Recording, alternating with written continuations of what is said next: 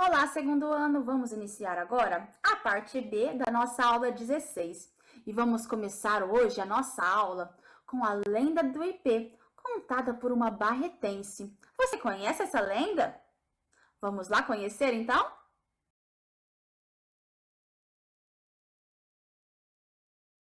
Vento gelado batendo em meu rosto, me diz que é agosto, florada do ipê no sertão.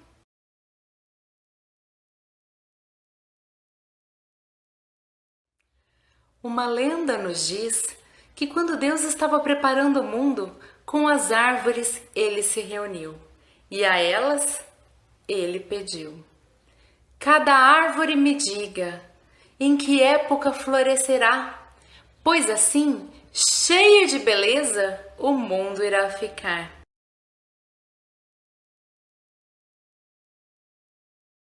Primavera, outono, verão. As árvores escolheram então. Mas Deus precisava de uma árvore corajosa e forte, que a época do inverno escolhesse, para que nessa estação ela florescesse.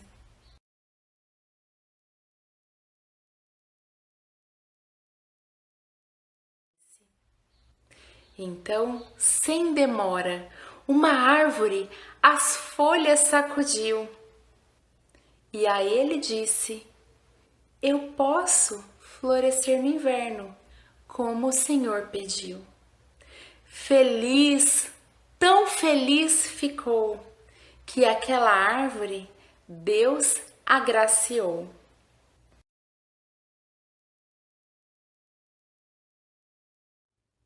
De nome curto e vigoroso, a árvore do ipê floresce hoje, no inverno mais rigoroso. Enfrentarás a época da seca, das queimadas e do frio, mas terás uma beleza que o mundo nunca viu.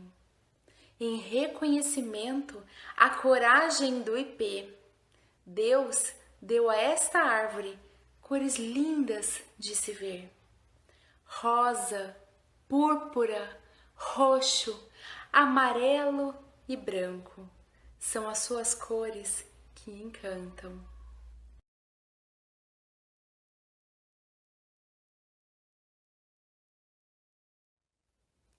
E a coragem do ipê também vale para você.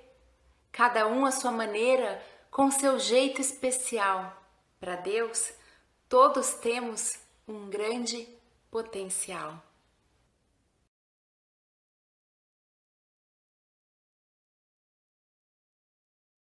Gostaram da lenda? Muito interessante, não é mesmo? Então, agora, na página 8 da sua apostila, nós temos essa parte de História, Geografia e Ciências. Você vai preencher nesse espaço aqui a data de hoje, certo? E vamos estudar o solo. Acompanhe a leitura com a professora. É no solo no qual pisamos que crescem as plantas e vivem os animais. O solo bom para o plantio é chamado de fértil. Pessoal, então solo fértil é aquele solo produtivo, o ideal para a plantação. É dele que a planta retira água e sais minerais. No solo há vários tipos de pedras e rochas, dos quais retiramos minerais como ouro, ferro e pedras preciosas. As queimadas, além de prejudicar o solo, destroem seres vivos como plantas e animais. Pessoal, as queimadas poluem o ar que respiramos.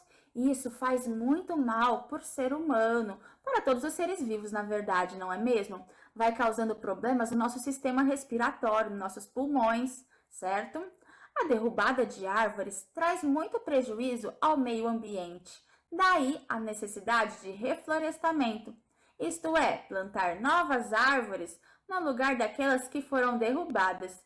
Então, sempre que for necessário derrubar uma árvore para uma construção, algo parecido, nós temos que sempre lembrar de plantar uma outra árvore no lugar, certo? As árvores são muito importantes para o nosso planeta, para a natureza, para nós também. Vamos continuar? Ainda na página 8, nós temos aí duas imagens. Observe as imagens. Na primeira imagem nós temos um garotinho, olha aqui, ele está com uma lupa na mão. E temos uma menina também, estão observando o quê? Uma planta, não é mesmo? E na imagem de baixo, o que temos aqui? Olha quantos seres vivos temos. Temos árvores, flores, animais, olha aqui, passarinho, borboleta. Temos também aqui uma minhoquinha. O que ela está fazendo aí no solo? Ela está cavando túneis. Isso, e esses túneis vão deixando a terra mais fofinha, certo? E também, pessoal, as minhocas vão renovando os nutrientes do solo, você sabia? Elas são muito importantes para a natureza. Então, o que temos que fazer aí? Nós temos que criar um pequeno texto sobre essas figuras. Eu vou ajudar com a primeira. Vamos lá. Vamos dar um nome a essas duas crianças. Deixa eu pensar. Gabriel e Aninha. Então, vamos lá. Gabriel e Aninha estudaram na aula de hoje as partes das plantas e suas funções. Vamos observar aí nesse primeiro parágrafo que escrevemos. O que temos que fazer no início da frase, no início do parágrafo? Olha aqui, temos que dar esse espacinho, dedinho de distância, né? O recuo do parágrafo, certo? E ao final do parágrafo, o que temos que fazer? Colocar um pontinho final. Vamos continuar então nosso pequeno texto. Vamos lá. Gostaram tanto do que aprenderam que resolverão ir depois da aula até a pracinha para investigar a natureza. Da mesma forma que fizemos no primeiro parágrafo, também demos aqui, olha só, um espacinho, um dedinho de distância, que é o recuo do parágrafo, certo? E finalizamos com o ponto final. Ai, professora, mas que coisa estranha que tem aqui. Tem um tracinho nessa palavrinha e nessa outra. Por quê? Vamos lá, então. Acompanhe a leitura comigo. Gostaram tanto do que aprenderam. Aprenderam. Ah, essa palavra não está escrita juntinha, está separada. Isso mesmo, não coube na mesma linha. Quando não cabe a palavrinha na mesma linha, o que eu tenho que fazer? Eu tenho que separar e continuá-la na linha de baixo. É o que eu fiz aqui. Ai, professora, mas eu posso separar de qualquer forma, em qualquer parte da palavra? Não, nós não podemos deixar separadas as letrinhas das sílabas. Vamos pensar comigo. Aprenderam. Quantas sílabas tem na palavra aprenderam? Aprenderam. Então, o que a professora fez aqui? Deixou as duas primeiras sílabas aqui em cima, aprem. E colocou o tracinho e as duas últimas sílabas embaixo, derão. Certo? A separação não pode separar as letrinhas da sílaba, combinado? E depois tem mais uma palavrinha que eu tive que separar também, porque não coube na minha linha. Olha só. Que resolveram ir depois da aula até a pracinha para investigar. Não coube na minha linha. Então, o que eu fiz? Tive que separar. Primeira coisa, o que eu faço para separar uma palavrinha que não coube na linha? Tenho que pensar quais são as sílabas dessa palavrinha. Investigar. Eu tenho 4 sílabas.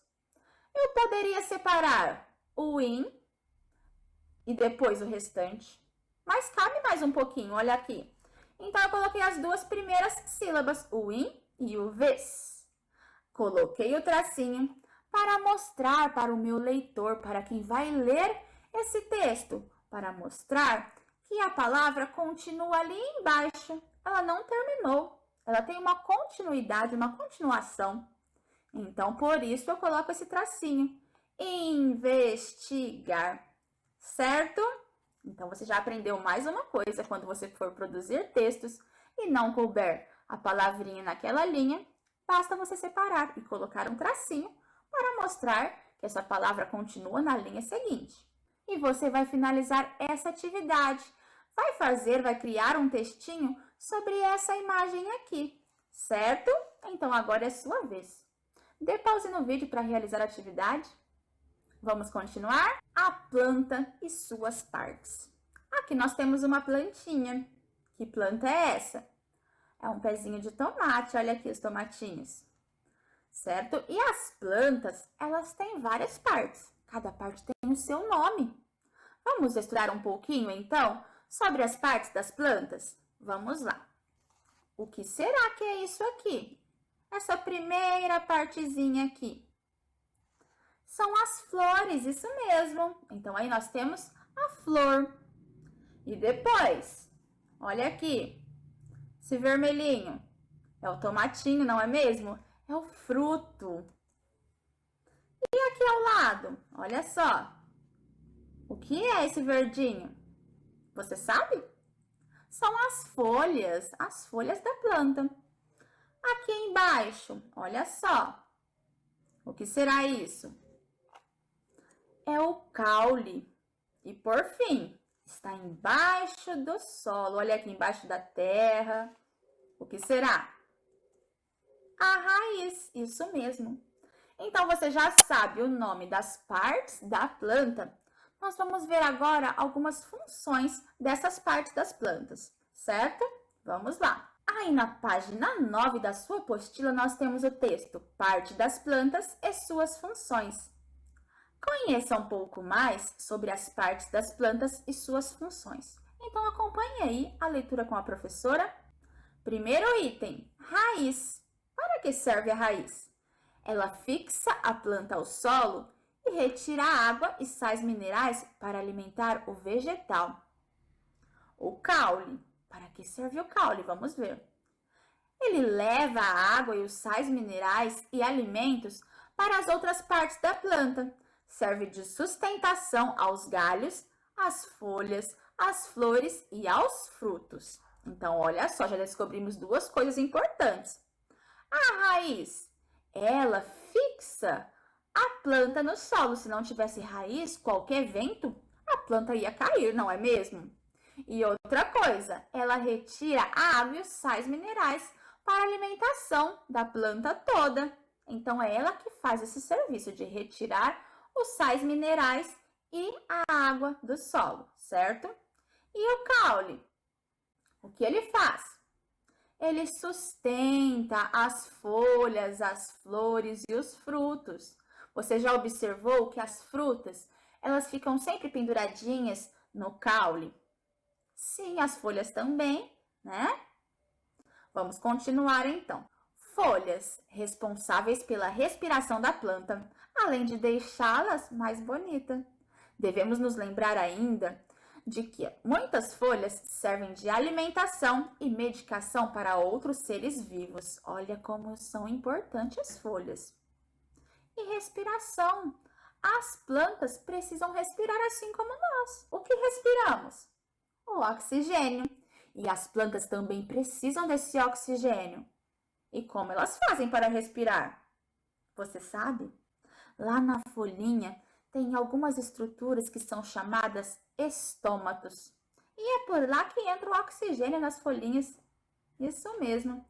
Vamos continuar. Flores, responsáveis pela reprodução da planta. Frutos, servem para guardar as sementes e também como alimentos para os outros seres vivos. Então, vamos continuar. Ainda na página 9, começamos com nossas atividades. 1. Pinte conforme a legenda. Pessoal, nós temos uma legenda aqui. Folhas é para pintar as folhas de verde. Então, pegue seu lápis de cor verde e pode pintar as folhas. Flores. Você vai pintar todas as flores de amarelo. Pode separar aí também o seu lápis de cor amarelo. Raiz. Você vai pintar a raiz da planta de cinza. O fruto você vai pintar de vermelho e o caule de marrom. Eu vou ajudar só um pouquinho, vamos lá. Vou pintar uma florzinha, olha lá, de amarelo eu pintei uma florzinha. Pode pintar as outras que tem aí. E vou pintar também um fruto de vermelho. Se você tiver alguma dúvida, você pode também voltar o vídeo e observar bem aquela parte em que a professora foi explicando que tinha um pezinho de tomate, certo? Vamos lá, então, continuar. Na página 10, temos mais um exercício, as partes da planta.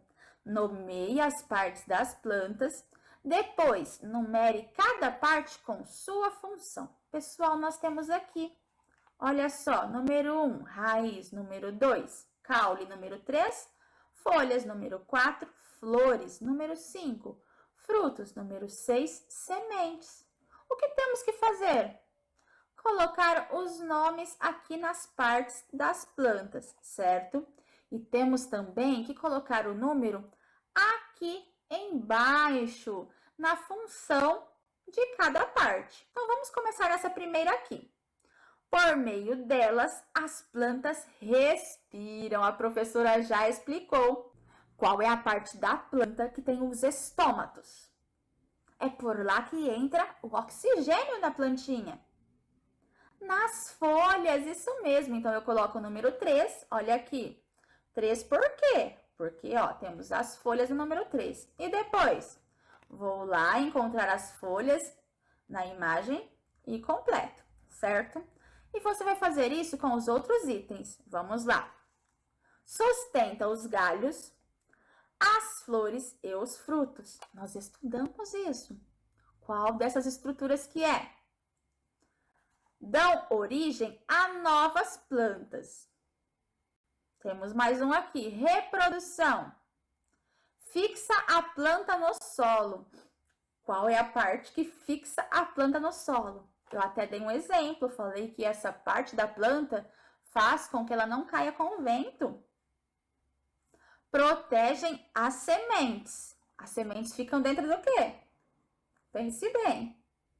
Se você tiver alguma dúvida, você pode observar aí no texto da sua apostila que tem todas as funções das partes das plantas, ou pode voltar também um pouquinho o vídeo, certo? Então, agora é com você. E esse foi o nosso último exercício da aula de hoje. Vamos agora para a hora da tarefa. Na página 11 da apostila, nós temos a tarefa 2. Então, aqui na data, você vai preencher com a data de hoje e colocar o dia da semana. Vamos ver os exercícios de tarefa. Número 1. Numere o desenvolvimento de uma planta. Então, você vai observar as imagens e vai pensar o que acontece primeiro. Qual é a primeira imagem aí? E depois? E vai seguindo, colocando os números de 1 a 5, certo? Depois, você vai pegar o seu caderno de tarefa e vai criar um texto contando sobre esse desenvolvimento da planta. Você vai observar a ordem correta das ilustrações e vai fazer o texto no seu caderno. Capricha, hein? Ai, não se esqueça de dar o dedinho de distância, que é o recuo do parágrafo. Ao final, coloque o pontinho final, certo? Vamos lá, então. Exercício 2, da página 11. Nomeie as partes das plantas. Depois, encontre no caça-palavras. Próximo exercício de tarefa. Página 12. Na página 12, vamos começar o nosso treino de letra cursiva. Exercício 1. Separe uma cor diferente para cada balão. Acompanhe o pontilhado e descubra quem é o dono de cada balão. Então, nós temos 4 balões. Você vai escolher aí 4 cores diferentes, certo? Então, você vai seguindo o pontilhado para descobrir qual é o balão de cada criança. E depois, aqui embaixo, agora iniciará cobrindo o pontilhado e terminará sozinho. Mantenha o lápis na folha. Vamos fazer um combinado. Você vai iniciar nesse primeiro pontinho aqui. A onda vai, volta pelo mesmo caminho, passou por baixo.